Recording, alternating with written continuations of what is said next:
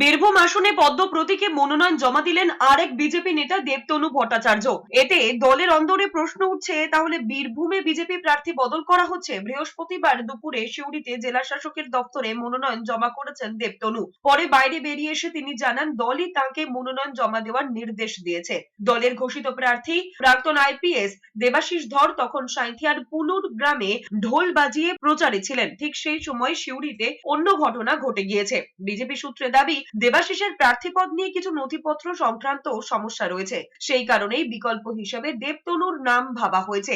আর এই সিদ্ধান্ত রাজ্য নেতৃত্বের নয়, কেন্দ্রীয় নেতৃত্বই নিয়েছেন বলে দাবি বিজেপি সূত্রের। ঘটনাচক্রে দুদিন আগে বীরভূমের সভা থেকে মুখ্যমন্ত্রী মমতা বন্দ্যোপাধ্যায় প্রার্থী বিজেপি দেবাশিস ধরকে হুঁশিয়ারি দিয়েছিলেন। সভা থেকে মুখ্যমন্ত্রী বলেছিলেন যে তার সরকার এখনো ক্লিয়ারেন্স বা ছাড়পত্র দেয়নি দেবাশিস ধরকে।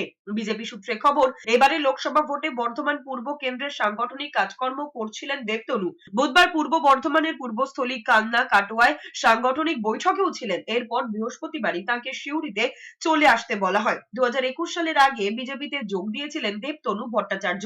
তার আগে হিন্দু সংহতি নামে সংগঠনের সঙ্গে যুক্ত ছিলেন তিনি। হিন্দু সংহতি তৈরি করেছিলেন তপন ঘোষ। দেবতনু তারই উত্তরসূরি। এরপর বিজেপিতে যোগ দিয়ে গত বিধানসভা ভোটে হাওড়ার আমতা থেকে প্রার্থীও হয়েছিলেন, কিন্তু জিততে পারেননি।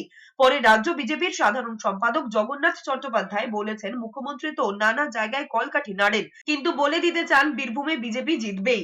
এই নিয়ে কোনো সন্দেহ নেই, তা নিশ্চিত করতেই একজন বিকল্প প্রার্থী মনোনয়ন দিয়েছেন। ডিএম অফিসে এসেছিলাম, নমিনেশন ফাইল করলাম ভারতীয় জনতা পার্টির পক্ষ থেকে। পার্টি ডিসিশন, আমরা পার্টির সোলজার।